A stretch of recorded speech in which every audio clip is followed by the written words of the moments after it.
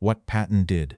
When a colonel sent 187 men into machine guns with a WW-1 whistle, November 1944, a regimental command post near Sarreguemines in the Lorraine region of France, rain turns the valley into a thick soup of gray mud.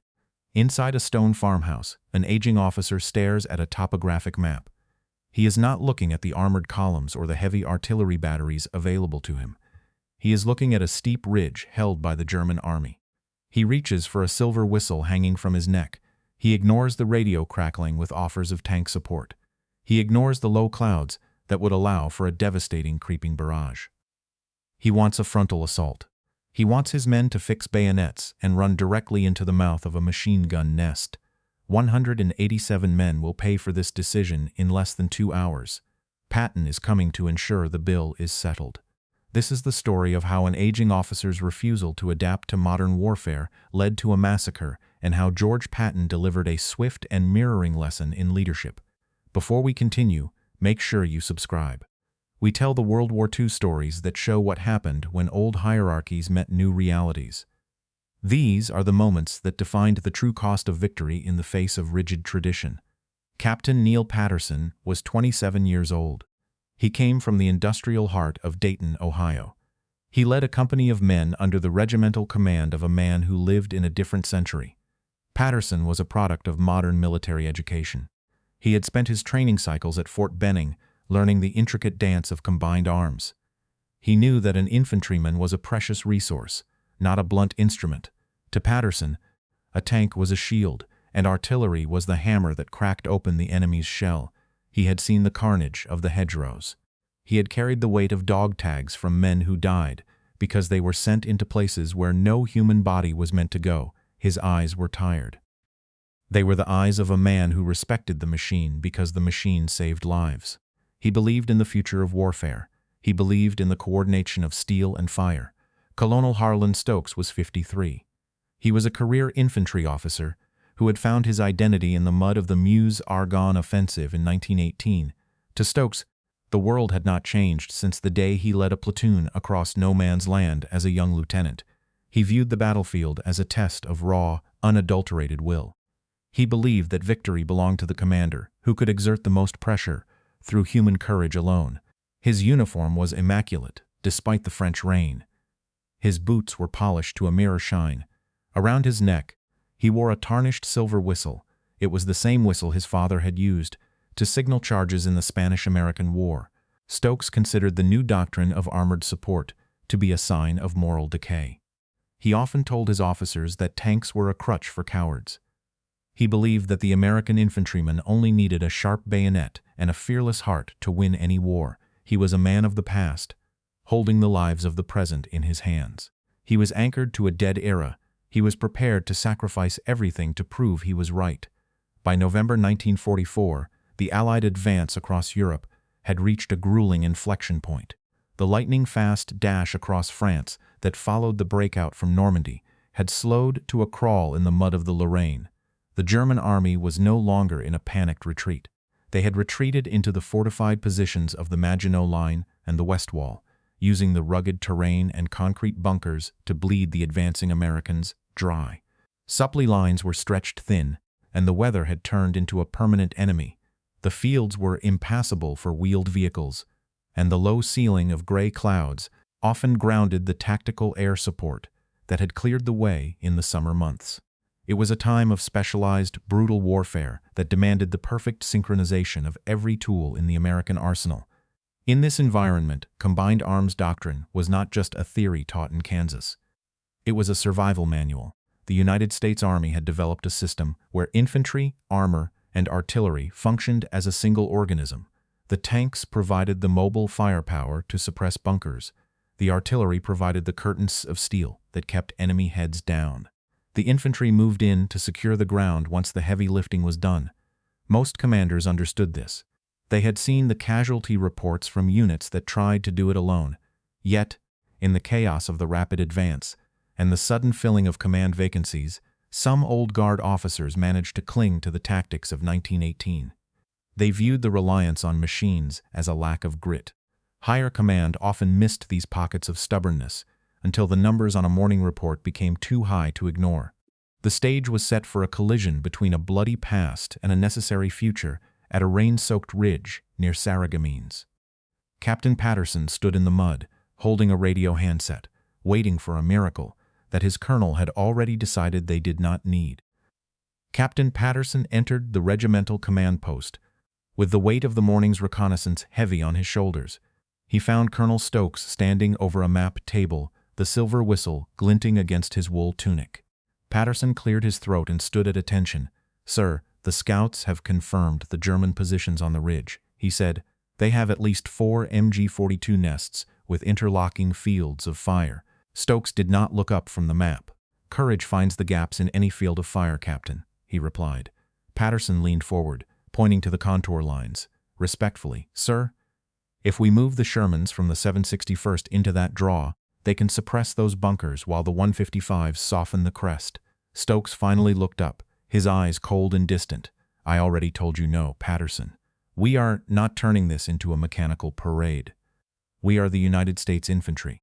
Patterson took a breath, trying to keep his voice steady. "Sir, without cover, my men will be slaughtered before they reach the first wire. The terrain is a funnel." Stokes tapped the whistle on his chest. "In 1918, we took hills steeper than this with nothing but a bayonet and a shout. You are asking for a crutch. You are asking to hide behind steel because you don't trust your men to fight." "I trust them to fight, sir," Patterson said, "but I don't want them to die for a point of pride. This isn't the Argonne. These are modern fortifications." Stokes straightened his back, his face reddening. "It is exactly the same, Captain. The spirit of the bayonet is the only thing that wins wars. Tanks are loud, clumsy, and they make soldiers soft. We will attack at dawn. No shells, no tracks, just the whistle and the charge." Patterson felt a hollow chill in his chest. "Sir, I must formally protest this order as a violation of current tactical doctrine." Stokes stepped closer, his voice a low hiss. "Your protest is noted and dismissed. If you don't have the stomach to lead your company, I'll find a lieutenant who does. Now get out." Patterson saluted, his hand trembling. He walked out of the farmhouse and went straight to the division liaison officer. He didn't care about his career anymore. He cared about the 187 men who were currently cleaning their rifles for a suicide mission. The liaison listened to the report in silence, his face pale. He picked up the telephone and asked for a priority line to 3rd Army headquarters. The report reached Patton within the hour. The mud-splattered jeep slammed to a halt in front of the command post. The engine died, but the air remained thick with tension. Patton stepped out before the wheels stopped spinning. He was a vision of iron and discipline. His uniform was pressed.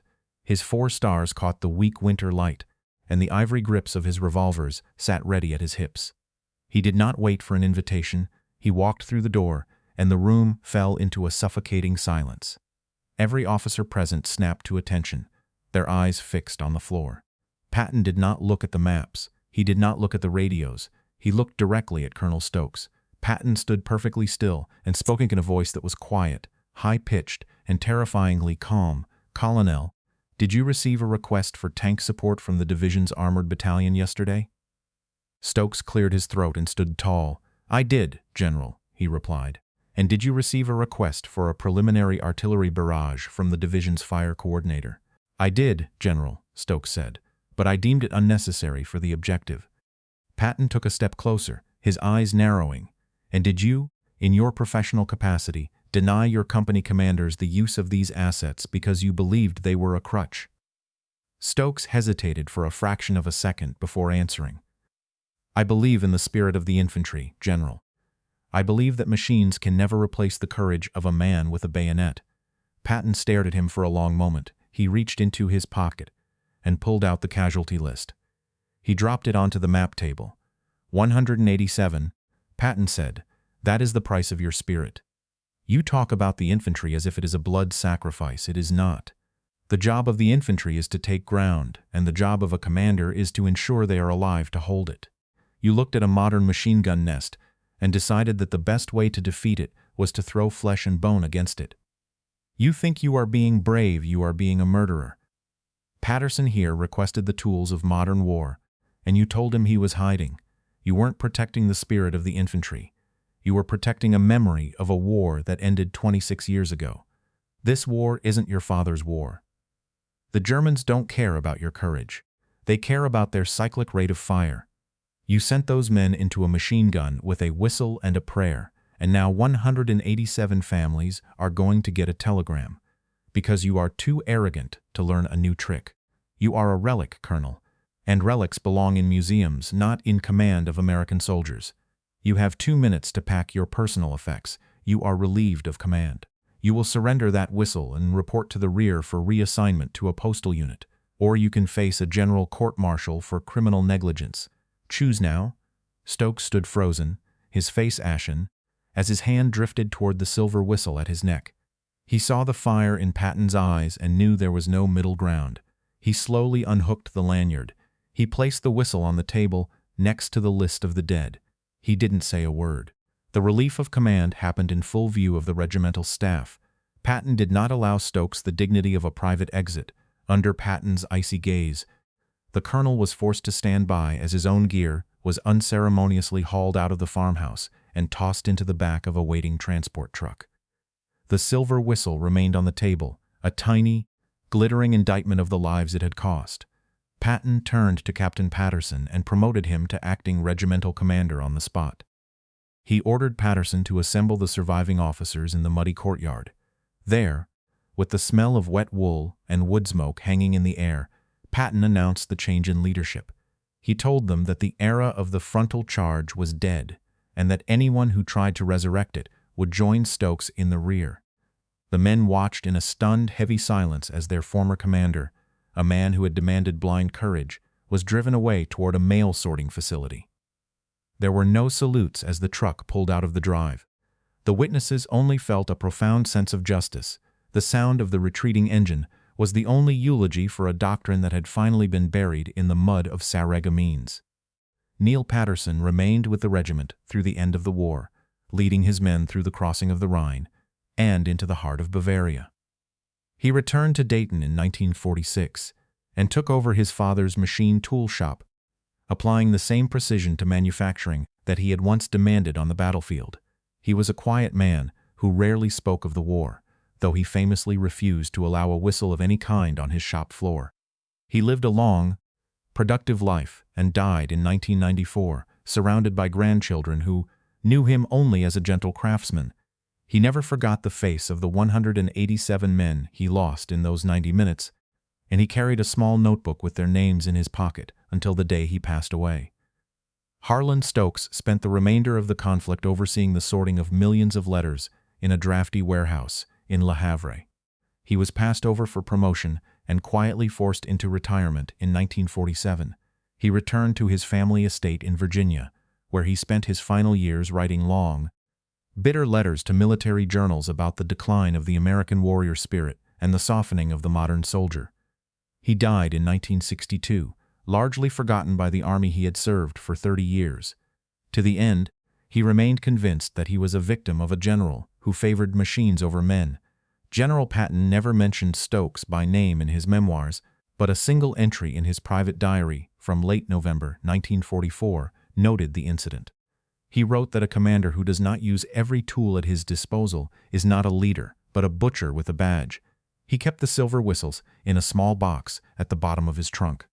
He said once to an aide that the whistle was a reminder that tradition is a fine thing, but it is a poor substitute for a plan that actually works. He believed the lesson was worth the cost of a colonel's pride. Some historians argue that Patton's decision to relieve an officer for tactical stubbornness was a necessary evolution of the American military machine.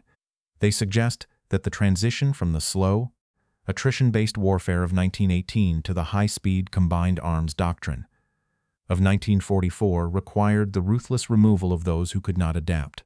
Others argue that Patton's public humiliation of a long-serving officer was a performative act of cruelty intended to solidify his own legend rather than fix a systemic issue.